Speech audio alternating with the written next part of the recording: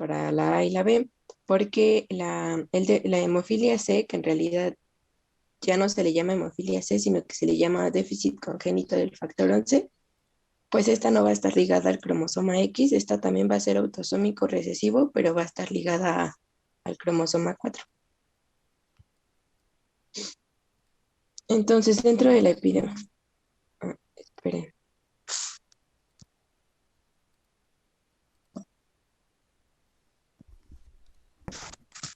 Dentro de la epidemiología que vamos a tener es que bueno, esto es un dato aproximado porque realmente no se tiene una estimación así realmente concreta y segura de cuántos son los casos que se presentan aquí en México, pero se sabe que aproximadamente son 6.300, pues, casos que se han registrado aquí en México. Por otro lado, esto sí es importante y es que lo sepan, y es que estas tres hemofilias, la que más se presenta y la más común, pues va a ser la tipo A. Se presenta alrededor de un caso por cada 5.000 a 10.000 habitantes, mientras que la B se presenta un caso por cada 30.000 o 5.000 habitantes. Y por otro lado, en un censo anual que hizo la Fundación Mexicana de Hemofilia se registraron alrededor de 400.000 casos que se conocen aquí en México, de personas que se conocen ya con la enfermedad, ¿no? Entonces, como decíamos, la hemofilia A se va a deber a un déficit en el factor 8 de coagulación, mientras que la hemofilia B va a deber a un déficit en el factor 9. Y pues la A es la que se conoce como la hemofilia clásica, en parte pues porque es la que más se presenta, y la B también se conoce como enfermedad de Crismas, esto principalmente porque la primera persona en la que se registró pues esta enfermedad pues fue en un señor que se llamaba Crismas y entonces pues se le puso su nombre por él.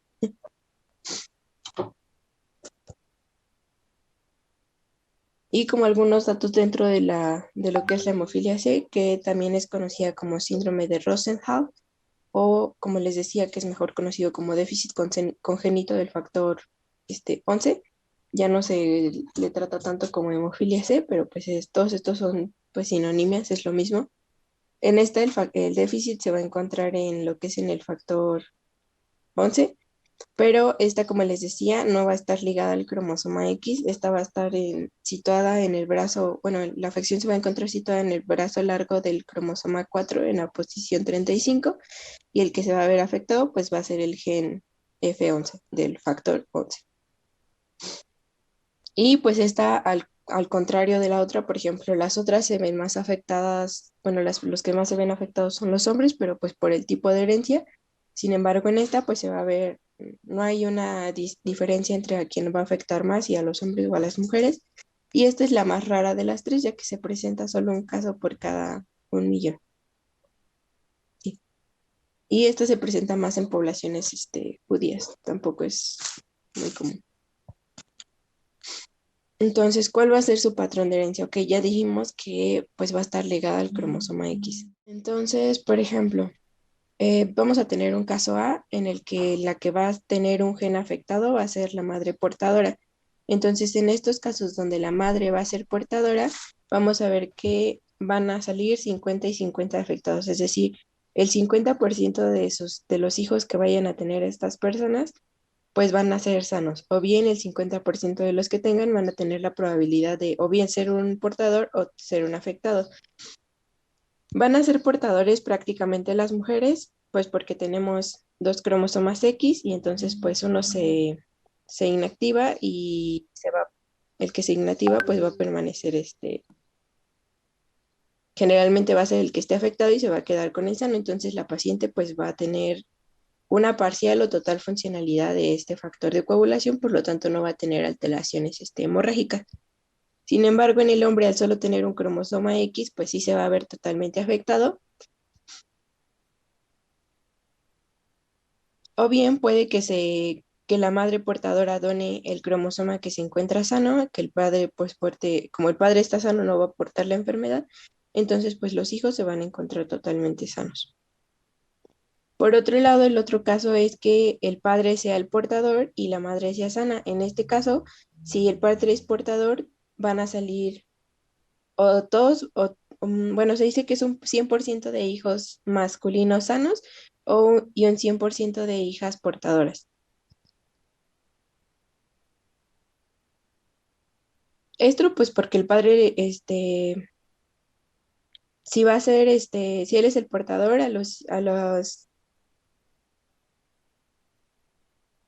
si él es el portador, entonces él va a ser el que le esté pasando el cromosoma X a las niñas, y pues esto las vuelve portadoras. Pero pues como les digo, como tenemos dos, el que está afectado se inactiva y entonces puede que no presente alteraciones. Entonces aquí tenemos un cuadrito de Punnett que prácticamente representa lo mismo que el esquema anterior, pero pues por si se les hace más fácil entender con un cuadrito de Punnett. Entonces, por ejemplo, tenemos aquí el padre hemofílico que tiene un X con hemofilia, o sea, el afectado, y un y una mujer normal. Entonces, X con X, pues va a ser una mujer portadora. X con Y va a ser un hombre, no, una X normal y un Y va a ser un hombre normal. Mientras que un X y un X con hemofilia va a ser igual una mujer portadora, X y Y, una mujer normal.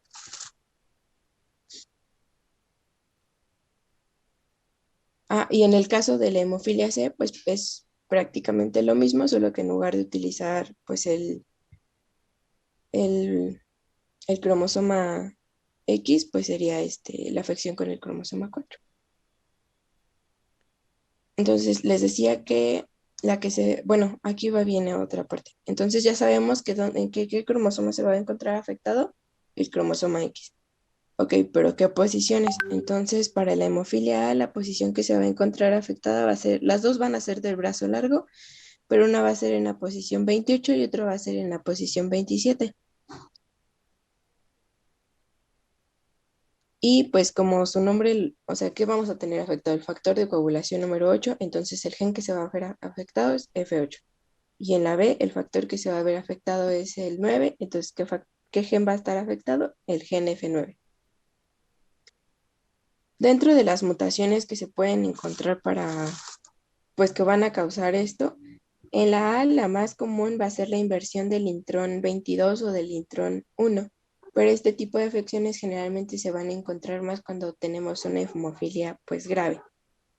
Y en el caso de la hemofilia B se pueden encontrar mutaciones puntuales, aunque pues no son las únicas, ¿no? O sea, en realidad se han descubierto que hay muchísimos tipos de mutaciones que pueden ocurrir, como de lesiones o inserciones, pero pues estos son las más importantes y son las que más se presentan en los pacientes, pero pues deben de tener en cuenta que no es la única, ¿no? Entonces, en su clasificación, pues ya dijimos, ya las venimos tratando, ¿no? La primera, pues dependiendo del factor que esté afectado. Ya dijimos que A, el 8, la B, el 9 y la C, el 11. Y vamos a ver más adelante en la parte también de diagnóstico y del cuadro clínico, que pues también va a haber de acuerdo a qué tan severo es. Y esto se basa en que cuando se mide el factor de coagulación en sangre, pues qué tanta actividad está teniendo este factor, ¿no? Si la actividad del factor aún está por encima del 5%, entonces se dice que es una hemofilia ligera. Si el factor está entre el 1 y el 5%, se dice que va a estar entre la moderada. Y si se encuentra entre menos del 1%, pues va a ser severa. Y pues también según el patrón de herencia que tenga, si van a ser ligadas al cromosoma X, que va a ser la A y la B, o si va a ser un autosómico recesivo, que pues va a ser C.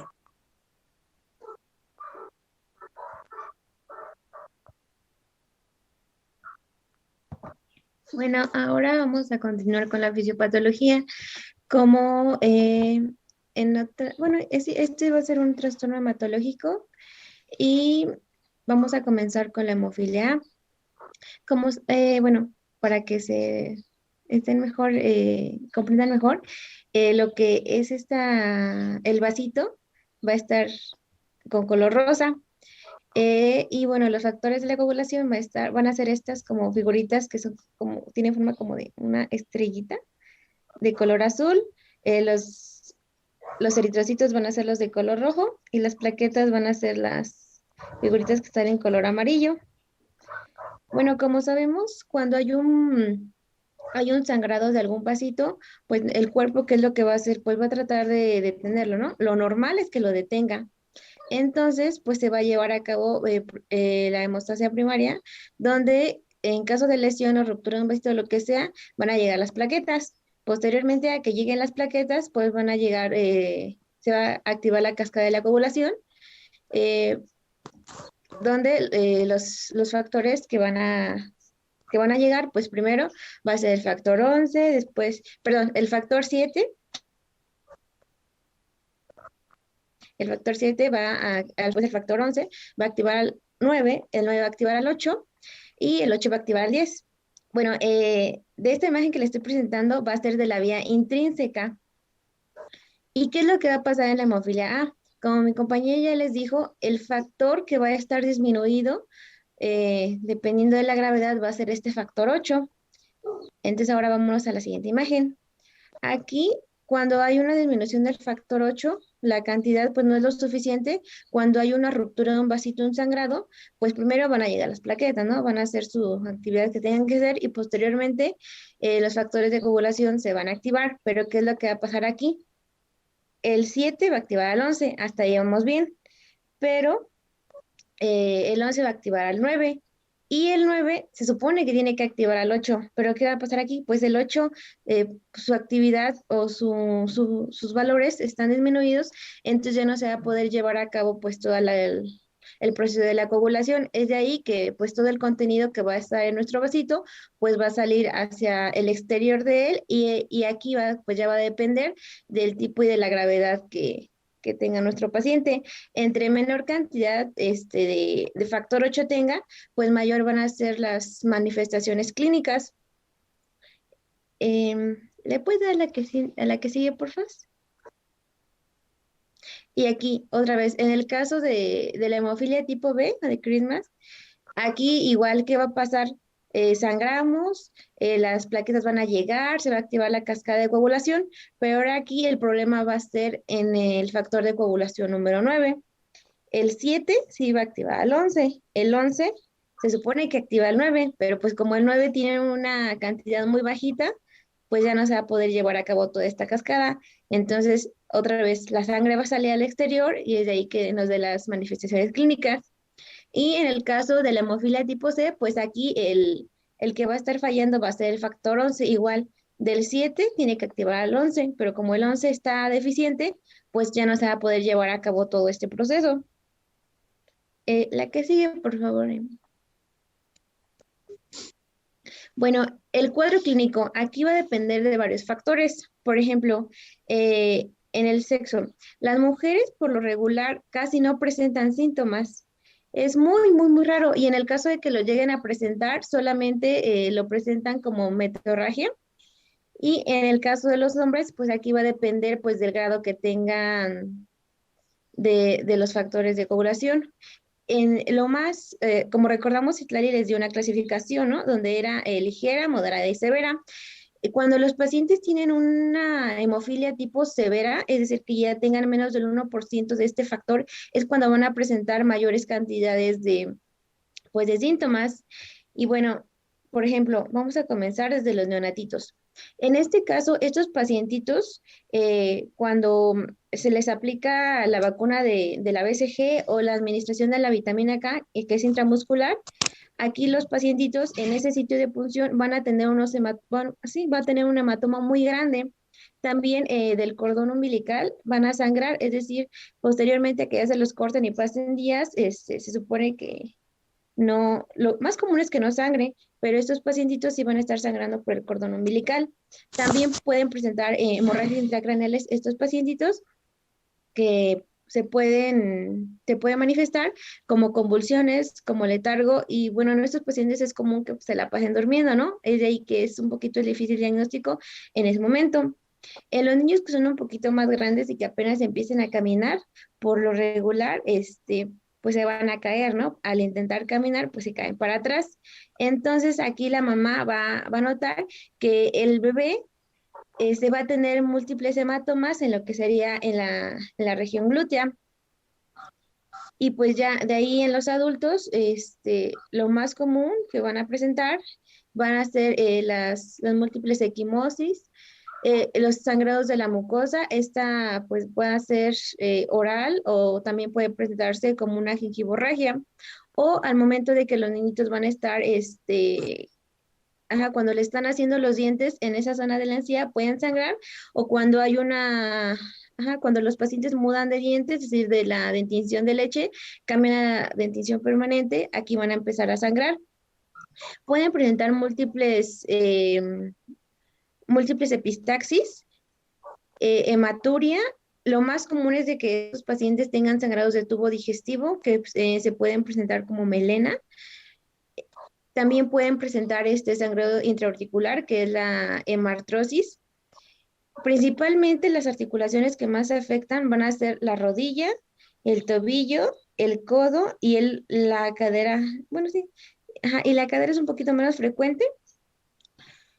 Y lo más característico de esto es de que en el caso de que sea una hemofilia muy grave, van a tener hematomas sin alguna causa aparente, o que digan, es que no me golpeé y no sé por qué tengo tantos moretones. Pero esto, como les digo, va a depender de los niveles de los factores de coagulación que tenga. Entre un nivel más alto, pues por lo general pueden que nada más sangren cuando les hagan alguna extracción de algún diente, o si es muy severa, con cualquier cosita, pues ya ahí tiene el moretón. Y en el caso de bueno, esto es para la hemofilia tanto A como B, y en el caso de la hemofilia C es muy raro que tengan todo este cuadro clínico, pero como que los pacientes se empiezan a dar cuenta porque ante alguna extracción dental, pues el paciente empieza a sangrar mucho. Y lo que la hace diferente a las otras hemofilias A y B es de que aquí los pacientes no presentan hemartrosis. Eh, la que sigue, por Citlali. Espérame, déjale, agrego algo. Aquí Anita ya les comentó que lo de la hemartrosis. Entonces, de todo este cuadro clínico, ¿qué es lo importante o qué es con lo que se deben de quedar? Que este tipo de pacientes con lo que se van a presentar, generalmente la hemorragia se va a presentar consecuente a un trauma. Entonces, también muchas veces de ahí que si el paciente no se sabe con el antecedente de la enfermedad, pues realmente no se presente hasta que no le realicen algún tipo de procedimiento quirúrgico o un procedimiento menor o algún tipo de trauma, es hasta que se pueden llegar a dar cuenta de que tiene la enfermedad. Y el otro signo clínico que se presenta mucho en estos pacientes, pues va a ser la hemartrosis junto con las hemorragias musculares. Y Anita ya les dijo los sitios más comunes, pero como otro dato es que en los niños se va a presentar más en tobillos, y en lo que es en adultos y adolescentes se va a presentar más en lo que es en las rodillas y en los codos. Y de estos cuatro que les puso yo, los más comunes es tobillos y rodillas, pues porque son sitios en donde se soporta peso, y pues esto los hace más susceptibles a tener ahí una hemorragia. Y estas se van a acompañar de que pues son muy dolorosas para el paciente. En el bebé pues como se va a ver que está irritable y que va a tener una limitación del movimiento en donde esté teniendo esta hemartrosis, mientras que en los adultos, aparte de presentarse la limitación y el dolor, los pacientes refieren que se siente como una sensación de calor en el área, y después de este calor que se siente, pues se presenta lo que es el dolor y la inflamación de la articulación. Y pues esto es importante porque a raíz de esto, si no, por ejemplo, si no se trata o si no se logra diagnosticar, pues puede causar pues complicaciones, que de hecho pues es un artículo, que es la complicación pues se llama así, ¿no? Articulopatía por hemofilia o hemofílica. Y pues esto puede causar tanto como una sinovitis crónica como una ya discapacidad permanente de esa articulación. Entonces pues por eso es importante. Ahora sí. Ah, y en esta, pues ya les decía, ¿no? Que se va a clasificar en leve, moderada o grave. Y de acuerdo a esta, pues aquí viene el cuadrito, los síntomas que se pueden llegar a presentar. mientras más grave sea, pues más presencia de hemorragias espontáneas puede que presente y mientras menos leve, pues menos sintomatología va a presentar el paciente. Y aquí les dejo otro cuadrito para que puedan checarlos, donde pues vamos a ver que en grave pues prácticamente podemos ver que se presentan prácticamente toda la sintomatología y también se ve muchísimo más exacerbada que en el caso de un paciente leve. Por ejemplo, en los leves pues solo pueden llegar a presentar, ¿qué es lo que les decía? Generalmente pues van a debutar hasta que les hagan algún procedimiento quirúrgico o algún trauma, pues porque va a requerir pues sangrar y entonces ahí es donde uno se da cuenta de este trastorno. Pero pues mientras no presentarían alteraciones. Y bueno, para el diagnóstico, pues primero en el caso de que un pacientito llegue, ¿no? Nos llegue y ya por ejemplo, si es un niño, pues la mamá nos va a empezar a decir, no, pues es que mi niño tiene muchos moretones o empieza a sangrar y de aquí o de acá. Entonces, pues lo primero que vamos a pensar, pues no vamos a decir, ah, sí, tiene hemofilia, ¿no? No, pues primero vamos a hacer pues toda la secuencia, vamos a hacer un interrogatorio, pues haciendo énfasis en los antecedentes heredofamiliares, porque en la mayoría de los casos de las hemofilias, el 70% pues tiene un antecedente heredofamiliar y el otro 30% pues va a ser una mutación de nuevo, es decir, que no va a haber casos en la familia, solamente pues a esa persona pues le tocó la de malas que tenía el gen, bueno, tenía una modificación en su gen, una mutación que pues le daba al factor 8 o 9 o en el caso de la hemofilia C, pues al 11. Posteriormente, pues con nuestro interrogatorio vamos a solicitar las pruebas de laboratorio. ¿Y qué es lo que vamos a solicitar primero? Pues una biometría hemática. Aquí bueno, vamos a hacer énfasis en las plaquetas, porque en el caso de las hemofilias, las plaquetas pueden estar normales, sus niveles están normales sin ninguna alteración. Y también vamos a solicitar los tiempos de coagulación. Aquí, en los tiempos de coagulación, el TP puede estar, por lo regular, casi siempre está normal, aunque sí puede estar alterado un poquito. Y en el caso del TPA, este va a estar prolongado. Si recordamos lo que les estaba diciendo de la fisiopatología, pues era pues, mediante la vía intrínseca. Entonces el TPPA, pues es el que evalúa esta vía, por eso es de aquí que está prolongado. Y bueno, pues se solicita tanto para la B y la C los tiempos de coagulación. Y bueno, ya si tenemos en duda aquí y vemos que el TPP está prolongado, pues ahora sí ya se solicitan eh, las pruebas para valorar la actividad de estos factores. Y bueno, por lo regular, tanto para la hemofilia A como para la hemofilia B ya se diagnostica cuando su actividad está menor del 40%, aunque también otras bibliografías mencionaban que era a partir del 30%. Y la que sigue, por favor, Lali. Y bueno, aquí hay que hacer un diagnóstico diferencial también con otros factores de la coagulación, principalmente con el factor de Willebrand y con otros factores de la coagulación. Aquí, bueno, el diagnóstico también se puede hacer prenatalmente. Si nosotros queremos saber si nuestro bebé pues ya puede tener hemofilia, aquí se puede realizar de dos maneras. Una se puede hacer mediante la biopsia de vellosidades coriónicas. Esta se puede realizar a partir de las 12 semanas de gestación o mediante una amniocentesis, que esta se puede realizar a partir de la semana 14 a 16. Y bueno, esta se puede realizar, pero siempre va a haber un riesgo y el riesgo de aborto pues va del 0.5 al 1.6. También se puede hacer la detección de mujeres portadoras si cumplen alguno de los siguientes criterios. Por ejemplo, que tengan un padre con hemofilia, que tengan dos o más hijos con hemofilia o que tengan un hijo con hemofilia y que su historia familiar pues sea de hemofilia materna. La que sigue, por favor. Aquí el diagnóstico prenatal se hace más que nada si la paciente se sabe conocedora del antecedente familiar, ¿no? Como dato.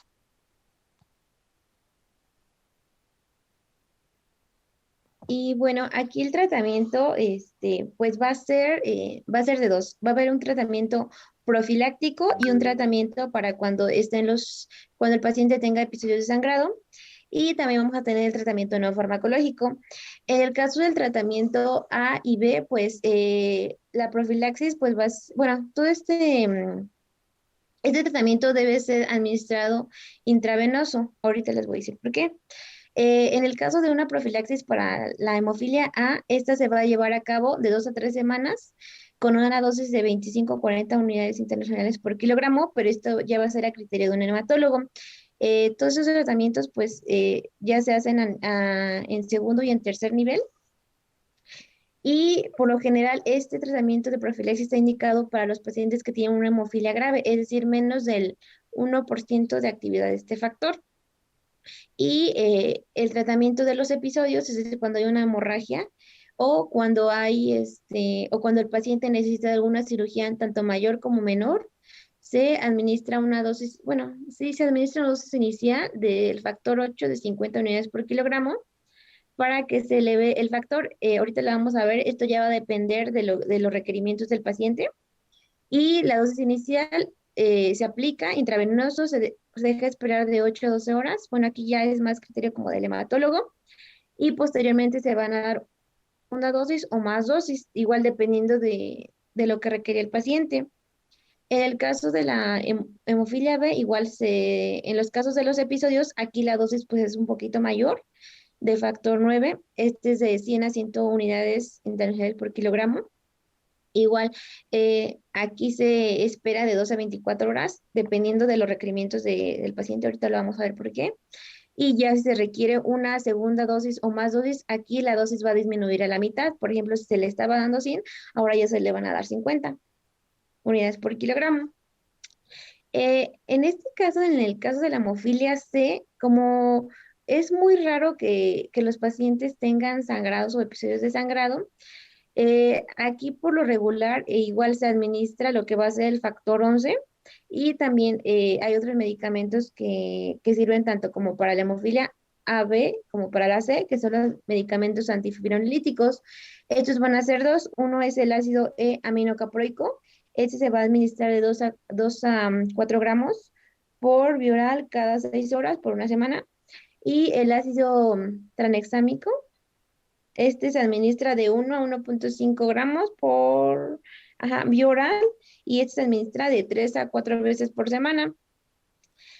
En el caso de el uso de concentrado plasmático, em, pues sí, pero no.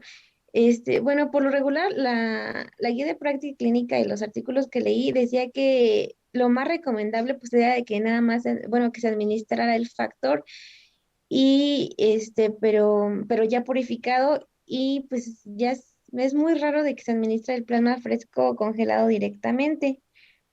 Ahorita la vamos a ver por qué. La que sigue, por favor, Silvia. Bueno, aquí era lo que ya les decía. La duración de los tratamientos, bueno, van a ser de acuerdo al cuadro clínico del paciente. Por ejemplo, bueno, esto es similar tanto para como el factor 8 como para el factor 9. Bueno, primero que nada, hay una fórmula que es para ver cuántas unidades de factor necesita el paciente y esta se va a sacar, bueno, con el peso corporal del paciente se va a multiplicar por el porcentaje que queremos aumentar del factor. Aquí pues depende del factor 8 o 9 y se va a multiplicar por 0,5, pero pues esto prácticamente ya lo hace un hematólogo. Y como les dije, por ejemplo, en un paciente que tiene una hemartrosis temprana, es decir, una hemorragia a nivel articular o que tenga un sangrado a nivel de la mucosa oral, eh, este paciente pues se le va a dar su administración, ¿no? De este factor, se va a repetir de 2 a 24 horas y mínimo el paciente va a tener la administración de este factor un día. O también si el paciente sigue sangrando, pues hasta que deje de sangrar, pues es la cantidad de tiempo que se va a aplicar. Por ejemplo, si el paciente tiene artrosis pues múltiples en diferentes articulaciones, igual aquí se realiza de 2 a 24 horas y lo recomendable es que se dé de 3 a 4 días o hasta que el paciente ya no tenga dolor o que no tenga discapacidad de esas articulaciones. En el caso contrario, que el paciente tenga una hemorragia severa, es decir, que esté sangrando, pero bien, bien, bien. Pues aquí igual la administración de los factores, pues va a ser, el tiempo va a ser menor. Por ejemplo, si se administraba cada 12 horas, ahora se va a administrar cada 8 horas este factor. Aquí igual del criterio del hematólogo, y hasta que pues el paciente supere el riesgo de una hemorragia. Por lo regular, se dice que esos tratamientos pueden durar hasta 3 semanas en los casos de episodios, pero también puede durar un poquito más, de acuerdo pues a cómo se encuentra el paciente. Y como ya les había mencionado, en el caso de cirugías, también aquí se puede administrar el tratamiento profiláctico y o se administra profilaxis, posteriormente se realiza su cirugía y mínimo, en el caso de una extracción dental, deben de tener un día la administración de este factor. O en el caso de una cirugía mayor, aquí igual el paciente se le va a estar administrando mínimo 7 días este factor. Y bueno, aquí en la columna número 3 vamos a tener el nivel necesario que se necesita de factor tanto 8 como 9 para que el paciente pues esté bien. La que sigue, por favor, Citlali. Y bueno, Y, igual vamos a tener que en diferentes bibliografías como que lo cambian, de cuánto tiempo tiene que estar el paciente con la administración, pero pues prácticamente va a ser lo mismo. Ya aquí va a ser como criterio del hematólogo y también pues ya va a ser igual en cuanto a la severidad de las manifestaciones clínicas que tengan el paciente y también de los valores que tengan de los factores de coagulación. Mm. Bueno, y está la otra parte que es el tratamiento no farmacológico. Aquí, como sabemos, pues nuestros pacientitos que tengan hemofilia no nada más van a estar en consulta con un hematólogo, tienen que estar con un equipo multidisciplinario porque eh, sabemos que la hemofilia no es una enfermedad, bueno, no es una enfermedad contagiosa, pero es una enfermedad que sí va a tener cierta repercusión a nivel psicológico, porque los pacientitos van a decir, pues yo pues siempre tengo moretones, siempre tengo sangrado, yo lo tengo, pero las demás personas no. Entonces pueden tener ciertos grados de depresión. Entonces para esto pues estos pacientitos debemos de enviarlos con un psicólogo. También con un odontólogo, con un traumatólogo y pues con el hematólogo. En el caso de que pues sean niñitos, pues siempre deben estar en constante visita con el pediatra y mínimo, mínimo deben de tener una visita por año estos pacientes con este equipo multidisciplinario. Vamos a empezar con los cuidados generales. Por lo regular, los niños pequeños neonatos, pues ellos tienen pues menos riesgo de sufrir algún trauma porque pues siempre la mamá los está cuidando. Pero en el caso de los niños que ya, como ya les había dicho, empiezan a caminar, pues ¿qué es lo que pasa? Pues se caen hacia atrás. Entonces aquí lo más recomendable es de que le digamos a la mamá que le ponga doble pañal al niño para que tenga mayor amortiguación cuando se caiga o que cuando empiece a caminar, pues lo recomendable es de que la mamá esté ahí 100% al pendiente del niño para evitar que tenga algún trauma o se lesione. En el caso de que el niño requiera alguna venopunción, pues siempre hay que aplicar, el niño y el adulto, hay que aplicar presión en esa zona mínimo 5 minutos y pues, posteriormente pues dejamos de aplicar presión para evitar el sangrado. Las infiltraciones intramusculares no están contraindicadas, pero sí se tiene que evitar en lo menor de lo posible porque pues se va a generar un gran hematoma. Entonces, si no hay de otra, pues lo recomendable es igual que se le dé tratamiento profiláctico antes de alguna vacuna pues, para que no tenga todo ese cuadro clínico. Mencionaba que los niños deben de tener todas sus vacunas, especialmente hacer énfasis en la mamá que debe de tener su vacuna contra la hepatitis A y contra la hepatitis B.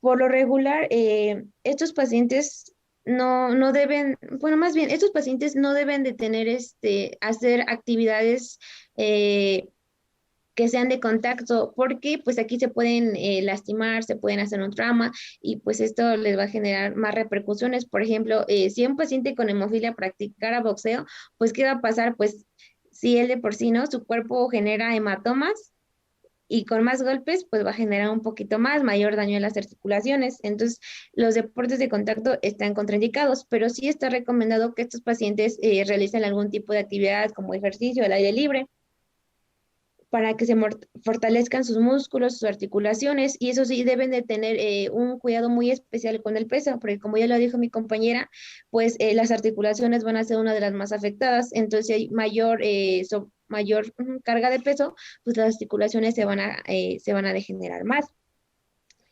¿Qué más? ¿Qué más? Bueno, también en el caso de estos pacientes con hemofilia, si llegan a tener un golpe en la cabeza, tienen que acudir de inmediato al hospital porque tienen un mayor índice o es más frecuente que tengan una hemorragia intracraneal.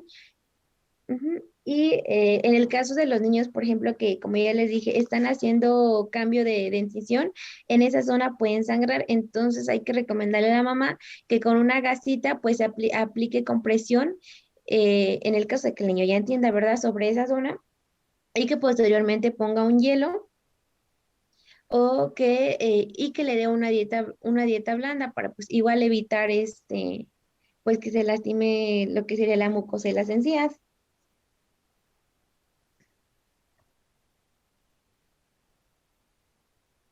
Bueno, y otra cosa que se me olvidó mencionarles es de que las primeras 20 dosis de estos factores que se administran intravenosos siempre deben de ser en el hospital porque por el riesgo de alguna reacción alérgica o de anafilaxia. Es muy raro, pero por lo general cuando se presenta alguna reacción va a ser de los 20 a los 100 días por lo regular. Ya posteriormente de los 20 días es muy, muy, muy raro que se desarrolle alguna reacción alérgica.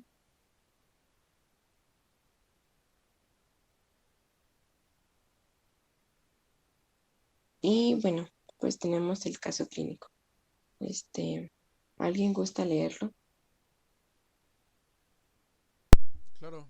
Se trata de una... Ingresa un lactante de 5 meses a urgencias por dolor, tumefacción, impotencia funcional con rotación externa del miembro inferior derecho. Tiene los antecedentes familiares con un abuelo afectado de hemofilia grave y una hermana de 3 años sin estudio de portadora realizado. A la exploración física mostró que estaba hemodinámicamente estable, afebril, sin movilidad activa y llanto a la movilidad pasiva, con aumento de partes blandas en el muslo y la rodilla, y asimetría respecto a la extremidad contralateral. Tenía antecedente de vacunación intramuscular la semana previa en la zona afectada. La analítica básica fue normal, excepto el tiempo eh, parcial de termoplastina, que se vio con un rango de 3.7. Se descartó fractura ósea. La ecografía mostró engrosamiento de partes blandas y de las sinoviales de la cadera y la cara interna de la rodilla. En la resonancia magnética se observaron lesiones de hemorragia muscular extensa en el cuádriceps crural, colecciones hemáticas y alguna zona de posible necrosis muscular asociada y la hemorragia intraarticular en la rodilla. Entonces vienen las preguntas. Pues la primera, ¿a alguien le gusta leer? Sí, ¿cuál es el probable diagnóstico? Hemofilia A, déficit de factor de von Willebrand, CID y púrpura trombocitopénica. Y entre todo el grupo, entonces, ¿cuál es el probable diagnóstico?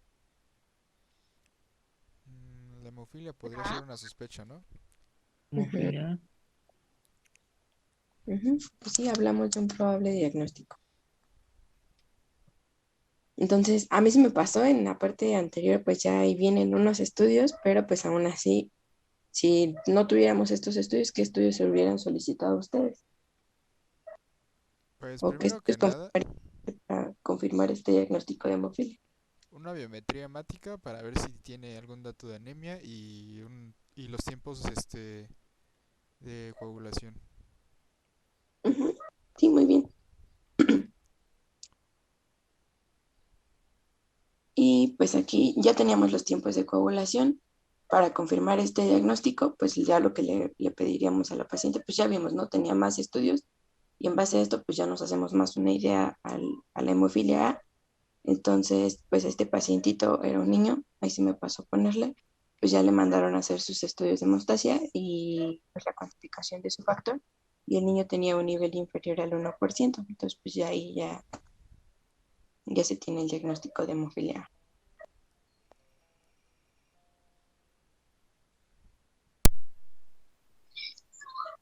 Entonces, una pregunta para el grupo, ¿qué tipo de herencia tiene las hemofilias A y B? ¿La B? Llegado al cromosoma X. Llegada al cromosoma X. Llegada al cromosoma X. Sí. ¿Y qué factores de coagulación son los que se afectan en hemofilia A? El 8.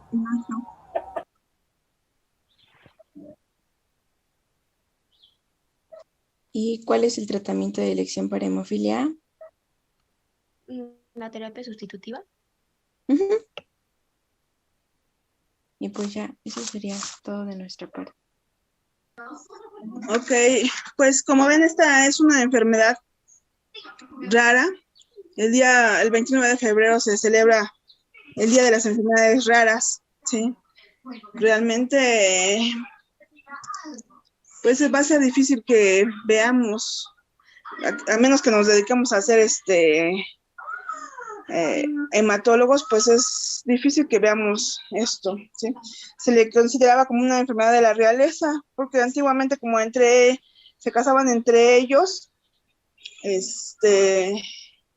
se presentaba en la realeza, con la reina Victoria, Con la reina que Victoria. tuvo un hijo con hemofilia y las hijas portadoras, y que bueno, así se fue diseminando, por así decirlo, la enfermedad, ¿no? Entonces, también tenemos que tener en cuenta que si algún paciente va a tener algún proceso quirúrgico, pues tiene un porcentaje alto de mortalidad, aproximadamente el 20%. ¿Sí? Entonces, es una enfermedad para, pues, tenerla como ahí de anécdota, más que de otra cosa, más que aprenderse el tratamiento. Lo importante pues es que sepan que existe, que aquellos a lo mejor que se dediquen a la pediatría o neonatología, que es en general donde llegan a diagnosticarlo, pues tenerlo ahí en mente.